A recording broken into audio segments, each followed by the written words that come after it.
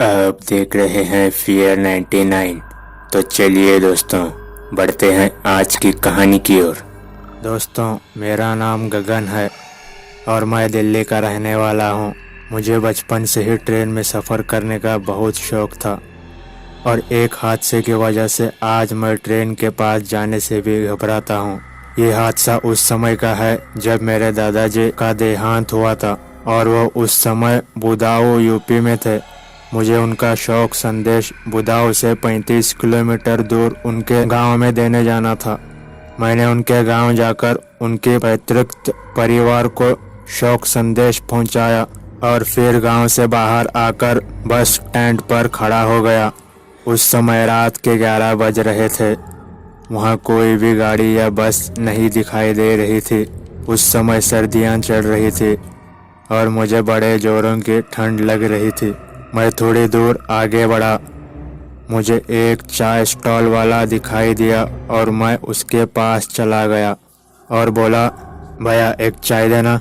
इस पर वो बोला, भाई 2 मिनट लगेंगे, अभी देता हूँ। और उनसे मैंने गाड़ी के बारे में पूछा तो उसने बताया कि अभी तो कोई बस नहीं मिलेगी, लेकिन इस रेलवे ट्रैक पर 1 किलोमीटर की दूरी पर रेलवे स्टेशन है और रात 1 बजे आखिरी ट्रेन जाती है, तुम वहाँ चले जाना। मैंने कहा अच्छा ठीक है और उसकी बनी चाय पी ली और एक पानी की बोतल और एक पान लेकर वहाँ से चला ही था कि उसने कहा, भाई थोड़ा सतर्क रहना। मैंने बिना कुछ समझे बिना देरी किए उस रेलवे ट्रैक पर चलना शुरू कर दिया।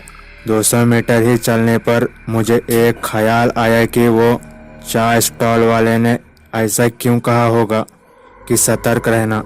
मुझे डर भी लग रहा था और मुझे पानी की प्यास भी लग रही थी। मैं बोतल निकाल कर पानी पीने लगा और बोतल हाथ में ही पकड़कर चलने लगा और मैं पान खाते हुए चल रहा था। जैसे ही मैंने नीचे पान की पिचकारी मारी, वो अपने आप साफ हो रहा था और मुझे ऐसा लग रहा था कि मानो मेरे आसपास कोई साया चल रहा हो। अब मैं काफ़ी ज़्यादा डर चुका था और आसपास काफ़ी अंधेरा था। मैं वहां से भागने लगा और गिरते पड़ते रेलवे स्टेशन जा पहुंचा और देखा कि रेलवे स्टेशन में भी कोई नहीं दिख रहा था। मैंने अपनी घड़ी में वक्त देखा तो 12:30 हो चुके थे। मतलब अभी ट्रेन नहीं आई है। तो इतना सन्नाटा क्यों है? मैंने आसपास अपनी नज़र दौड़ाई तो देखा कि एक बुजुर्ग सफाई कर्मचारी दिखाई दिया। मैं उनके पास जाकर ये रेलवे स्टेशन इतना खाली क्यों है ये पूछने के लिए जैसे ही मैं आगे बढ़ा तो देखा कि वो सफाई कर्मचारी गायब हो चुका था और मेरे आसपास गर्म हवाएं चल रही थी, जैसे वो मेरे इर्द गिर्द घूम रहा हो। मैं पान चबा रहा था और जाकर पटरियों पर पान की पिचकारी मारा। जैसे ही मैं पान की पिचकारी मारा, किसी ने मुझे जोर से गाल पर तमाचा दे मारा और मैं उछलकर पटरियों पर जा गिरा और एक जोर की आवाज़ सुनाई दी, जो कि भयानक आवाज़ थी, लेकिन कोई दिख नहीं रहा था। पर मुझे ऐसा क्यों महसूस हो रहा था कि मैं कुछ गलती कर रहा हूँ। इतने में ट्रेन आ जाती है और वो ज़्यादा रुकी भी नहीं। मैं दौड़ते हुए जाकर ट्रेन में बैठ गया, लेकिन मैं जो डिब्बे में बैठा वो पूरा डिब्बा खाली था और पूरी तरह से अंधेरा था। हाथ को हाथ दिखना भी मुश्किल लग रहा था। इतने में एक आदमी खड़ा हुआ दिखाई दिया, जो कि अंधेरे में पूरा काला नज़र आ रहा था। मैंने पूछा, तुम कौन हो? तो उसने बोला, मैं टीसी ऑफिसर। लेकिन तुम इतने घबराए हुए क्यों हो? फिर मैंने अपने साथ हुई सारी घटना उसे बताई तो उसने कहा, जो तुम बुजुर्ग कर्मचारी की बात कर रहे हो वो कई साल पहले मर चुके हैं।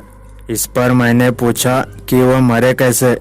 तो उन्होंने बताया, रात के समय जब वो पटरियों के किनारे साफ सफाई कर रहे थे तब अचानक ट्रेन गुजरी सामने से, तो उसी में से एक पैसेंजर ने बुजुर्ग कर्मचारी के ऊपर पान की पिचकारी मारी और वह बुजुर्ग कर्मचारी उसे साफ करने के लिए पटरियां क्रॉस कर ही रहे थे कि उसी वक्त अचानक बाएं ओर से ट्रेन गुजरी और उनको कुचलते हुए आगे बढ़ी।